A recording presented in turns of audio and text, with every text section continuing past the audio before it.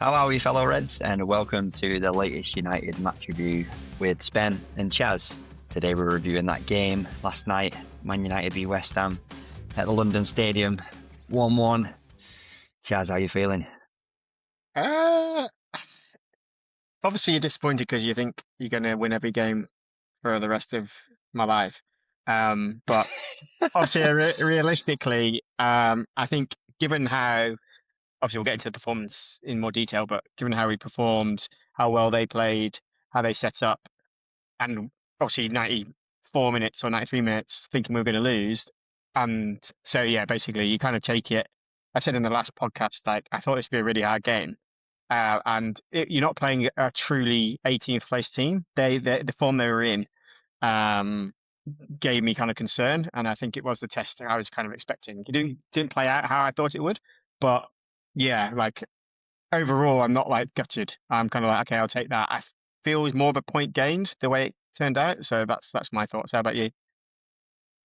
Yeah, I think coming onto this, I was kind of ready to be a little bit like, you know what I mean? And then, yeah, with the late win and just generally, I think my overriding emotion is I'll take that.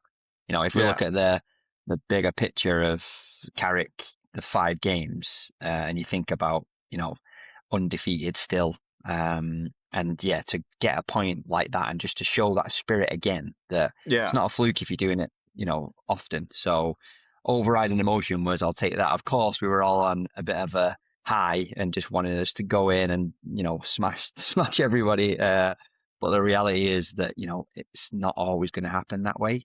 So overriding emotion, I think, was I'll take it and yeah, let's move on.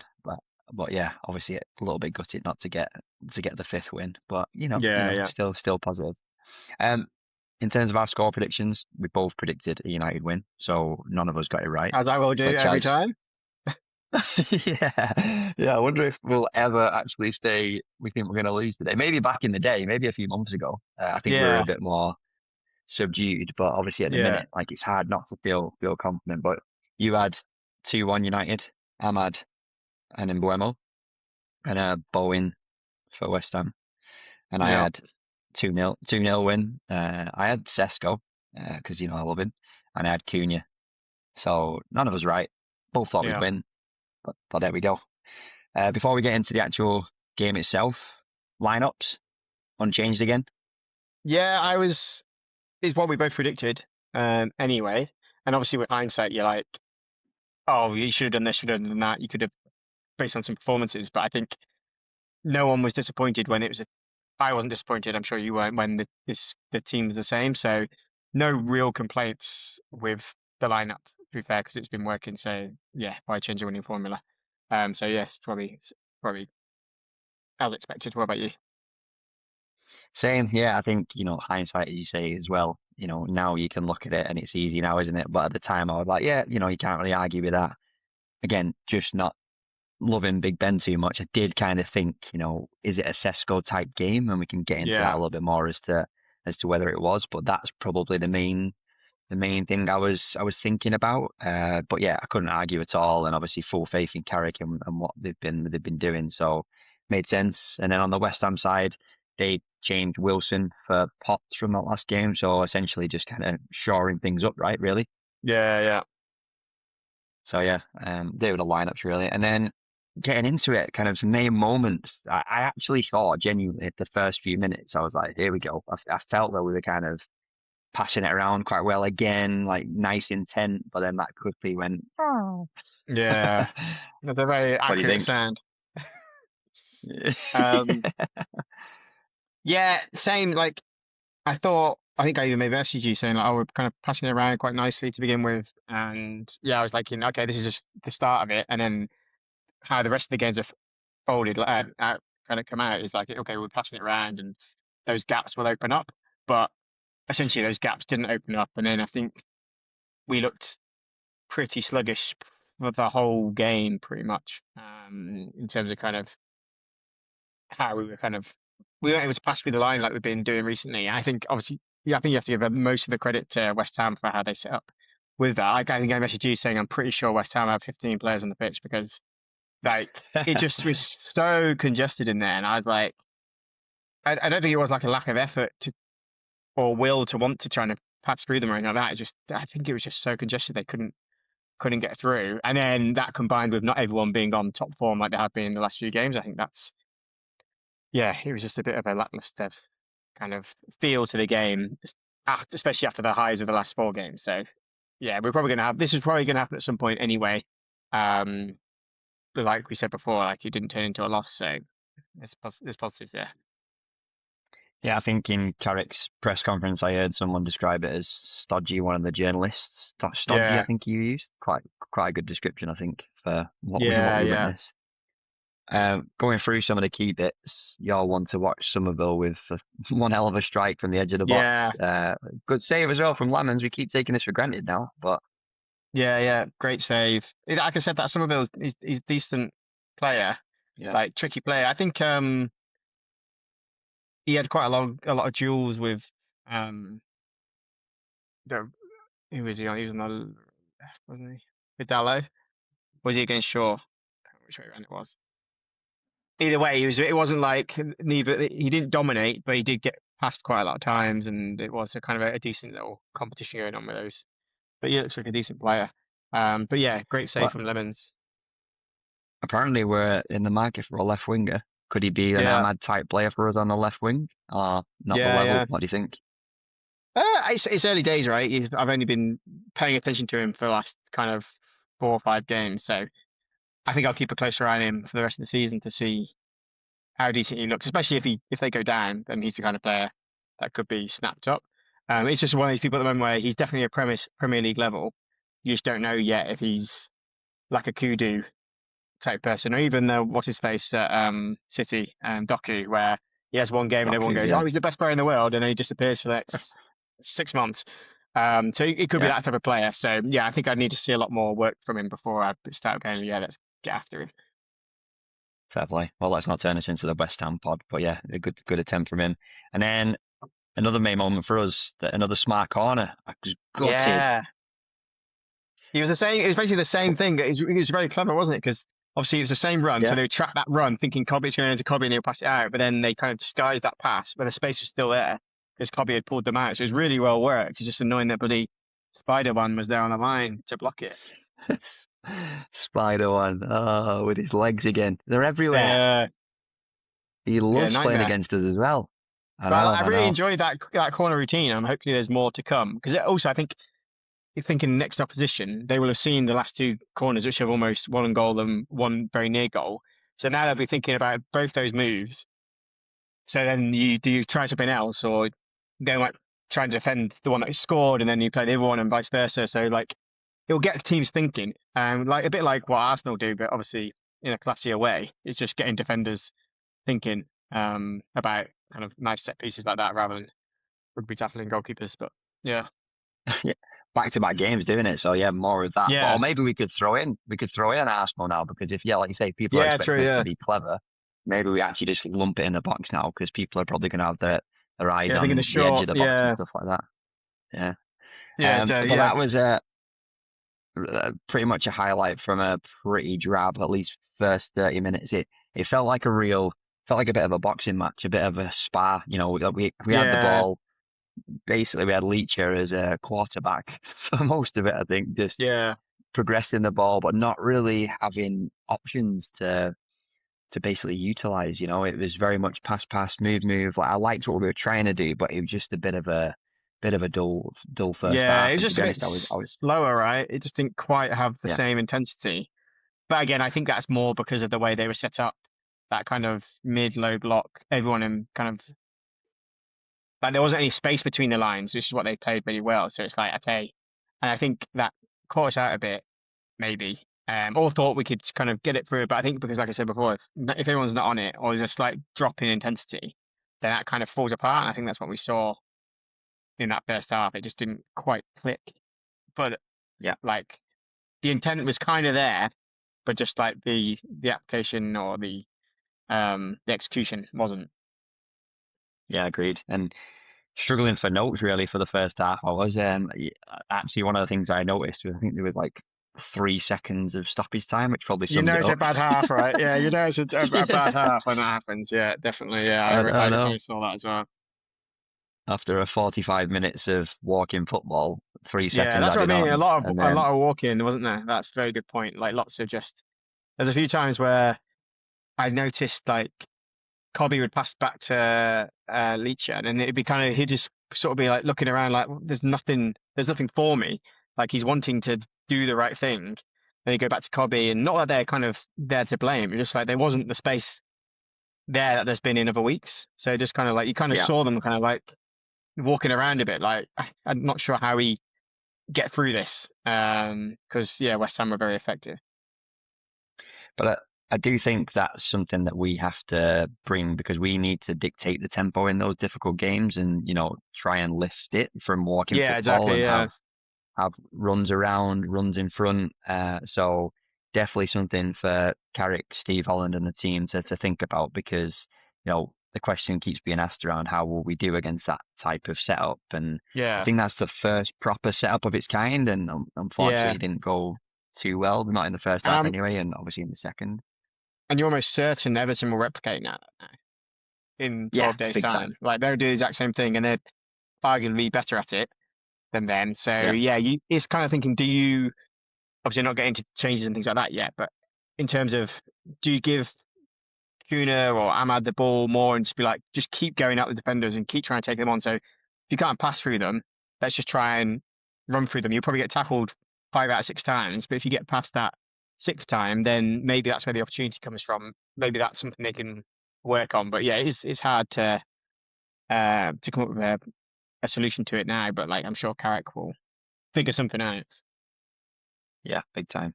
And again, I think me clutching at straws a little bit on notes, but what I did like actually was them coming out at half time, just having chats between them, and you could tell it wasn't Yeah, just like what are you having for dinner. It was about the game and about how they're gonna play with each other. I think it was like Bruno to Dallo, a yeah, couple of yeah, other pairs as well, just like really, which it sounds silly, and maybe I'm looking for stuff at the minute, but it just seemed like a decent spirit and setup where they're kind of coming out with the job at hand to be like, right, what can we do here and how can yeah, we yeah. improve each other? Which obviously it didn't necessarily happen, but again, just like to see those like moments of spirit and togetherness, which is really nice. Yeah. But then goal, Soucek, Yeah. not good, Sloppy. not good. I Sloppy think. is the word, right? And that I think like Yeah, just long ball right long from ball, that. and then the obviously the header was terrible. So that's a start. That's first error, and then just the way like they still shouldn't have been able to score from that really because there was enough players in the box, and Yeah, Soucek somehow managed to run past three to get to the front post, and that's just switching off or one of those three not realizing or checking or calling or whatever it might be in communication, just not saying that's your man, just track his run. Because you shouldn't be able to run from the penalty spot or around there to the front post past three United players to score. So yeah, it's a very frustrating goal because it was very avoidable. It just kind of reminded me a bit of I think we've said in the last few pods like how everyone's been on it and there's been no brain farts. That was just a kind of a classic kind of Luke Shaw brain brain fart, basically. fart. Followed by Dallo doing the same thing once it was in the box. So it's just yeah, it's frustrating. These things happen, um, but yeah, just it was a very avoidable goal, which is annoying. I don't know what you thought. Yeah, I think hopefully I totally agree with you. Hopefully it's a little bit of a kick up the ass and a reminder of like, let's not go back to that because it did feel a little Yeah, bit like older United where we leaked a few of them. And yeah, it's just basic. It's, fair enough if Shaw doesn't win that header, but that's where he's been winning them in the past four, do you know what I mean? And really up for it. yeah, And then just a bit of a lethargic effort at the back between, I think it was like Leach, Cass and Kobbie really, in yeah, terms of just having that desire. Soucek just wanted it more and showed there and got a good foot on it really. yeah. It's a good finish. So Like can't blame Lemons or anything like yeah, that. It was yeah, like if you score that goal, you're very happy with how you yeah, did that. And like to see check, great run, great finish. Just yeah, very very avoidable. yeah. But speaking of scoring goals, we then scored one and it was disallowed Oh, by The pubic hair of an Yeah, ant, I think. yeah. It's very frustrating. I guess it's like, okay, the Fulham one, which went for us, was kind of similar.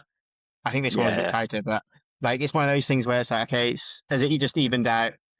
But when it's against you, you do think because it was such a good ball and it was such a good header and such a good run, like it's just frustrating. And I think I messaged you last night saying like I think if that had gone in at that point, we're winning that game every single time. yeah, Um, yeah.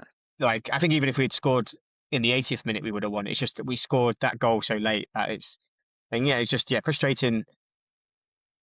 But that's VAR, right? You can't I complain too know. much because the rules are the rules.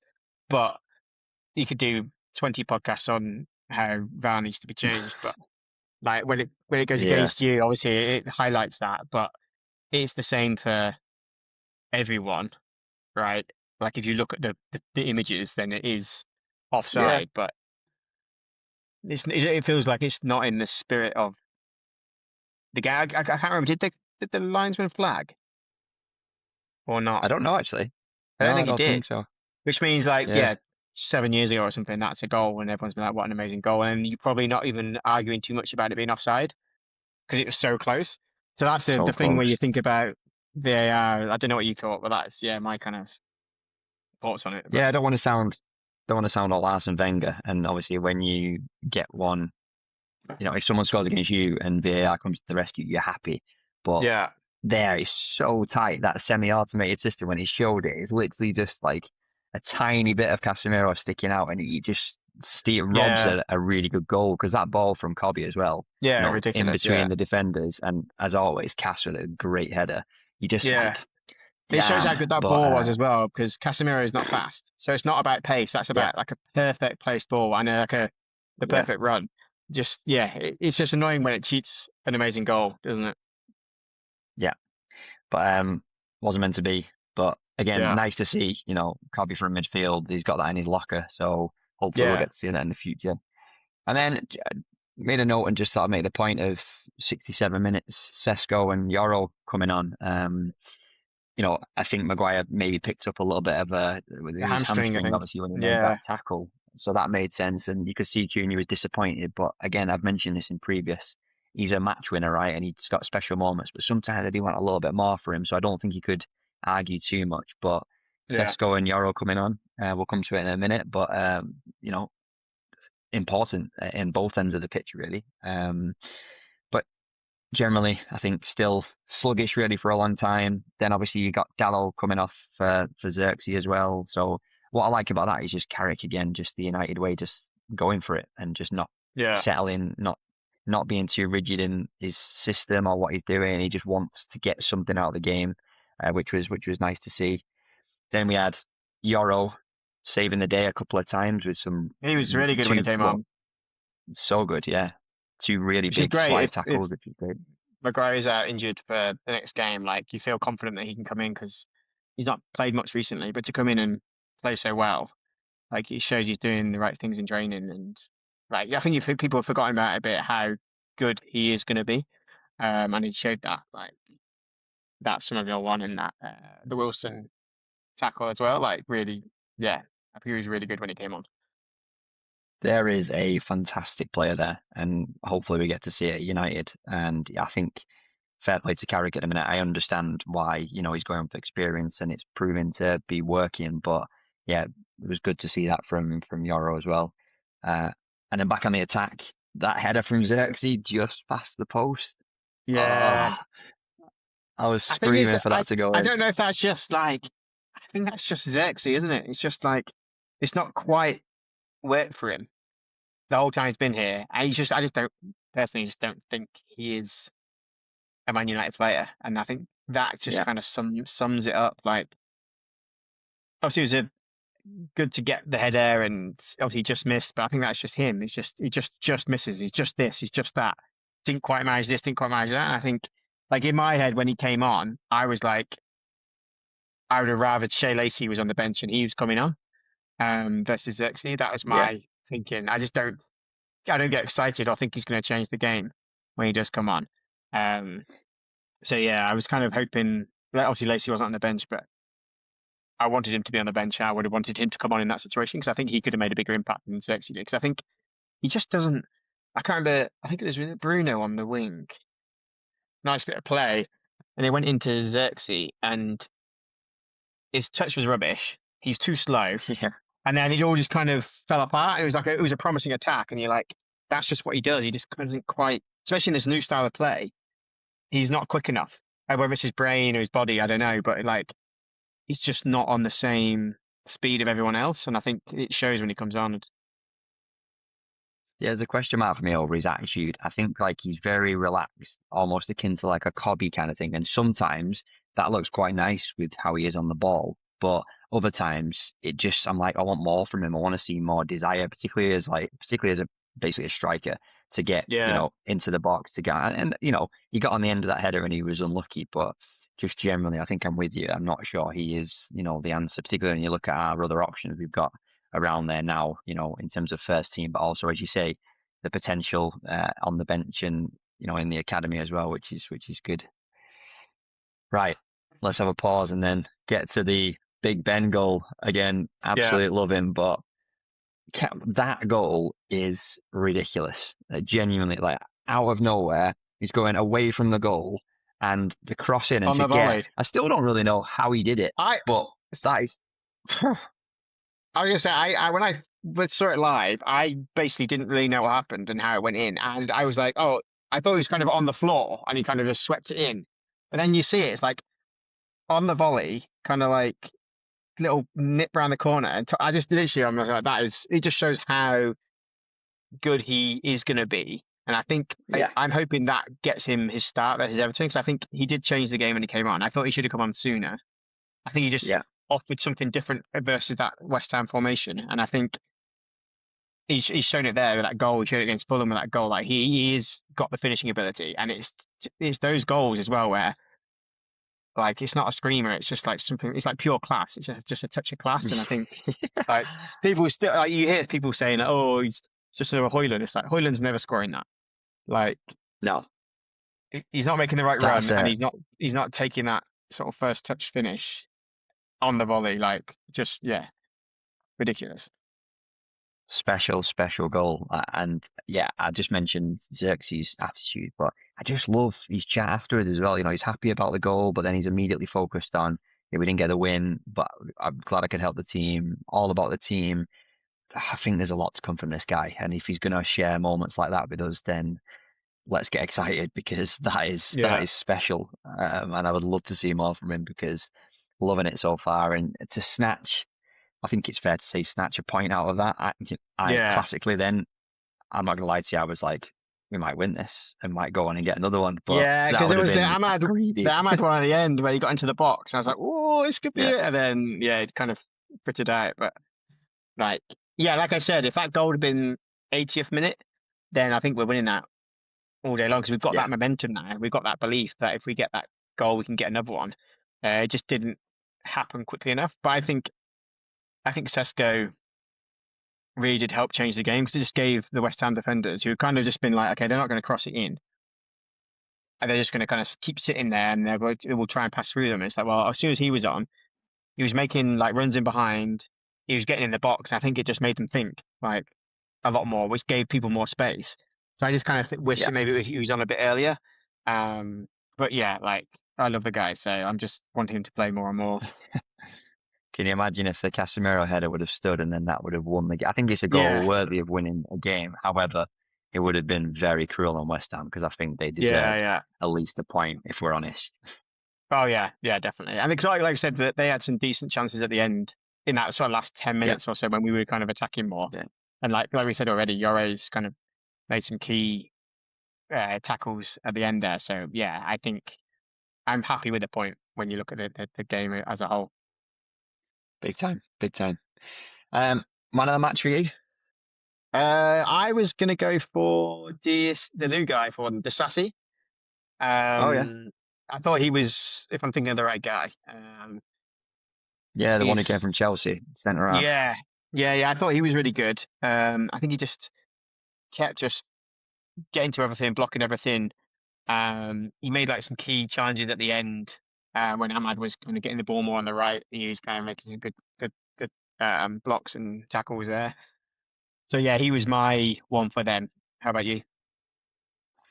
Yeah, I think there was a few good performances, and I probably for me does deserve to go to a West Ham player. I had him as a one to watch, but I just think Jarrod Bowen, honestly, like he got his assist and even his work rate coming back as well. I think he's a top player for West Ham to have. Like we said, would he be staying at West Ham if he wasn't such a West Ham guy? I'm not sure because he's a real deal. And Yeah. so for me, I just thought his all round performance and his commitment to the cause was great. Like work rate and that assist that he got as well. And just while we're kind of chatting about West Ham, just thoughts on them generally under Nuno. I think if they play like that, like that desire, that organisation, and good on the counter, they should stay up. And the last few games they've had us, Chelsea, Liverpool,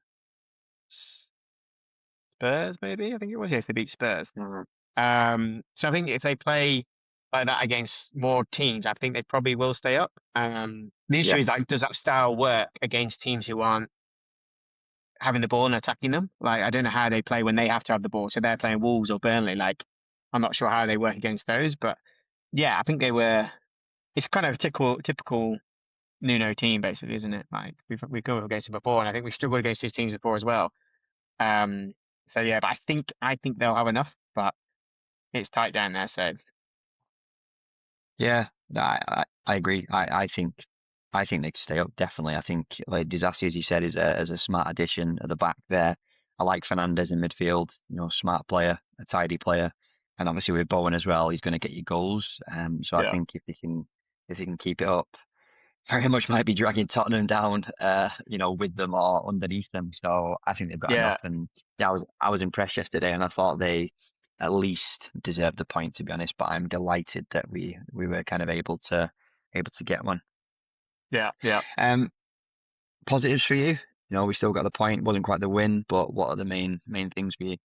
Obviously Big Ben getting his goal and coming on saving the day. Boing. Yeah. So that was a positive.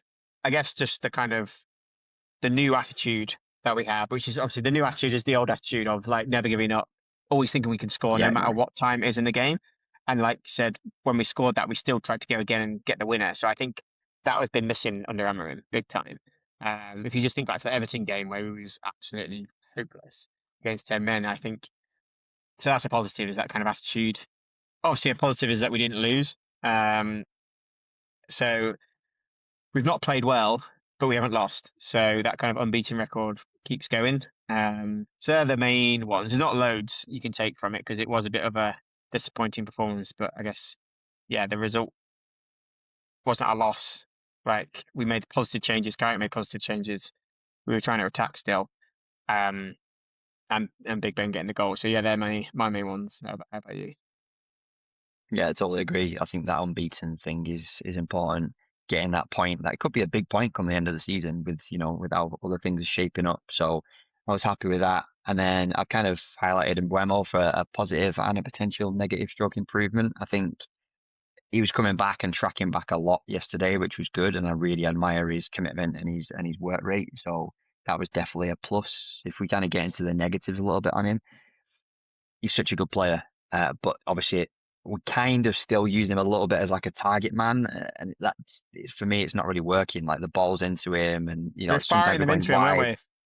Yeah, exactly. And I Yeah, just I just don't think that's his game. And Carrick said obviously playing him for balance, but I don't know. I think we really need to choose our games. For me, it's made a lot of sense against the bigger teams where we're going to be a bit more yeah. counter.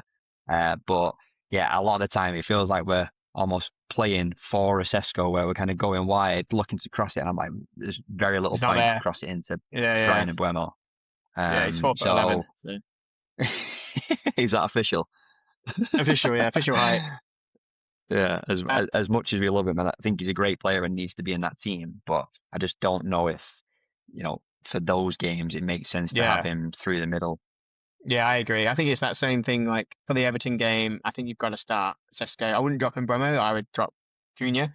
But I think for these teams who are gonna do a low mid block, like really try and make the midfield stodgy and things like that, I think you need a target man. Even if the balls aren't going to that target man or he's not getting on them, it's about them thinking about him and creating the space for Bremo and Ahmad to get in there. So I think, yeah, for those sorts of games, I think Šeško is probably the right choice. And I think that game last night probably showed Carrick that.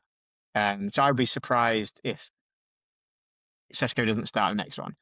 And that'd be the first time I'd be surprised by a selection if he just stuck to the same team again. Yeah.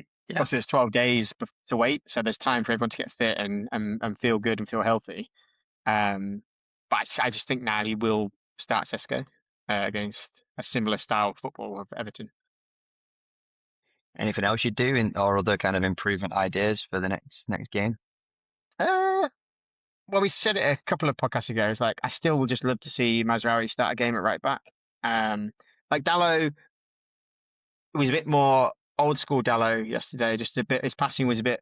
I think in the previous game he had like 100% pass record or something like that, or the game before. So you can't knock it. But then today he was a lot more sloppy, just not quite at it. So I'd probably still like to see that. And then maybe just if it's a similar sort of situation, then like I said before, if there was a Shea Lacey on the bench versus Xerxes, that'd be the kind of change I'd rather see. But on the whole, like there's still not many negatives. I think these negatives can still be turned into positives, kind of going forward. So yeah, I'm definitely not downbeat. Definitely not. No, I totally agree with you. I think you've got people around us being happy that we've not won the 5 in a row, and you'll get some people, getting far too nervous because we've dropped some points. But we've still got to look at the bigger picture, and it's good, and we managed to get a point as well. In terms from my perspective, maybe slightly earlier changes from Carrick. I Yeah, think that could be something to really like affect the game. He's showing a lot of faith and stuff in the players, which is really good, and he's giving them the time to make a difference. But maybe sometimes he just needs to make that change a little bit earlier. And yesterday's an example. So against Everton, and we'll do a proper preview of that game. But yeah, I think that could be a solution as well. yeah. But looking around, other results were kind to us, at least on the same match day as us. So Chelsea 2-2 Two against up. Leeds. Yeah, I saw it was two up, and I was like, oh, like when we were losing, I think it had already gone to 2-2 at that point. But when I saw it was 2-0 at half time, I was like, okay, we really need to win this. Um, and then it went to 2-2, and it was still like 75 minutes. I think it was 2-2. So then I was like, okay, they'll probably have scored. Now I wasn't paying attention to the results. I was Yeah, just concentrating on us. So I didn't realize until after we got the draw that they'd actually got the draw as well. So I was like, okay, well, great. Like we still got that slight gap to them because I thought they'd probably gone above us. Um, so yeah, positive from that point of view. And then hopefully there'll be some more results makes go our way tonight. big time. Yeah, it makes the point even bigger. And we all like Leeds, right? Apart from when they're helping us out. Apart from when they help us. Yeah, exactly. Yeah, yeah. And then the end of Thomas Frank defeat to Yeah. Newcastle 2-1. We called it a few pods ago before. I think we did it in the preview. We said they've got really hard games coming up. They've got us, which obviously they lost. Then they have Newcastle. I think they've still got like someone like City and Liverpool in the next couple of games. So I was like, they're even going to be, well, they're probably in a relegation battle now anyway. I think they're only 1 point above West Ham, I think. Um, and I was like, I'm not even sure if Frank will last. So yeah, it's no surprise he's gone. Let's be honest. You look, they're awful. So I think we can, obviously got a lot of Yeah, injuries, but like really bad. So it'll be really interesting to see who they try and bring in now because I mean, just on that, who is taking that job? I reckon I that know, Frank is probably a bit relieved because he looked yeah, he looked a bit ill, to be honest, and yeah, definitely yeah, aged through he's that. And aged, you know, yeah, I'm not going to hate on Tottenham. I think they're a big club and a good club, but they're having an absolute nightmare. And you look at the yeah, managers that have come and gone. It's going to have to take someone. Maybe they give it to someone who's really looking for a bit of an opportunity, and he comes in and works some magic. But I don't because envy they've got Tottenham obviously and Tottenham fans. they're through to the next stage of the Champions League, so that will help them attract someone decent, I guess. Not like you expect them to obviously have a chance of winning it, but that might help them recruit someone. But like, is anyone want to come in? I need to. I'm gonna quickly look at their fixtures and see who they've got next. But like, they. Do you want to come in if you've got like really tough games coming up, and you can potentially lose your first 3 games? Like, They've got let's have a look. Arsenal next up. Yeah, and then they got someone else after that. Pretty sure. Fulham. Is it someone else after Yeah, that? they've got Arsenal, Yeah. Fulham, Palace, Away, and then yeah. Liverpool. Yeah. Yeah, so you're not easy games. No. So I don't know. If you're a manager, you're like, do I want to come in? You definitely don't want to come in before the Arsenal game, do you? Like, No, so definitely not. because in theory, like they're probably going to lose the Arsenal one. Fulham away is tough. I don't know. I'm not seeing them winning many of those. I think they're in a relegation battle. I'm calling it now. It's a relegation battle. Really? Tottenham, Yeah. what? Champions League winners in the Championship. Yeah. I mean, Can you imagine? Tottenham, West Ham, and Forest are battling it out, I reckon. Yeah. If something doesn't change dramatically, but yeah, shame for Thomas Frank. Obviously, he was linked with us, wasn't he? But Yeah. it just wasn't going well. And as you said, let's hope there's some more favours tonight when City and Liverpool play. Hopefully, they can drop some points. Yeah, they got Liverpool away right at Sunderland, so yeah, tough game. Obviously, Sunderland have dropped off a bit, obviously not nearly as good as they were at the start of the season, but I think they can hopefully surprise them tonight. And then Fulham away, like we obviously played Fulham, we know they're a tough team, so there could be. I reckon one of those two are going to drop some points tonight. Yeah, Arsenal going to get the job done. Do you think against Brentford? Away? Yeah, I think I've kind of forgotten about them now. They're just kind of taking over, aren't they? I don't know. City are kind of there a little bit, and I do think Arsenal have got a wobble in them, so they need to keep doing their job. But yeah, we obviously don't want. I would like a wobble just for any of them to win the league. Yeah, entertainment value. It'd be funny if they had a wobble. True. Yeah, and then a bit sad. We've not got a Man United game for 12 days. FA Cup weekend this weekend. Yeah. Is this part where we have like 3 games in like 43 days or something? It's like a period. I'm pretty sure it's, or maybe that's March and April. I can't remember. There's a period where we have like 3 games in a horrendous amount of days. So I don't know what we're talking about in those weeks. We're working on some content, aren't we, that we'll be able to get out, and then obviously we'll do the Everton review before that game as well, so get us all back in the mood. But yeah, some interesting FA Cup fixtures. One local to me, Macclesfield Town. And that'll be a good one against Brentford. Big game for them. So that should be good. Yeah, they're knocking out Palace. So yeah, good giant killers. Yeah. I'll tune into the FA Cup weekend, even though I'll be crying the whole way through because we're not part of it, which is a shame. Yeah. I'd like to have seen Carrick. I'm really worried about that because I think there was with the momentum we have, I'll be confident going into that we can have a decent run, but that Brighton game where we just didn't turn up was, frustrating. Agree. But yeah, let's leave it there. At a point in the end that we'll take, not the best performance, but unbeaten, as you say. A bit of a gap now just to reset and prepare for the next one against Everton. But yeah, thanks so much for watching or listening, whatever you're doing.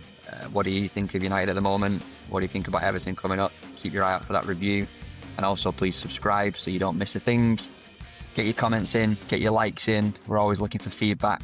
But huge thanks for watching or listening. And we'll see you in the next one.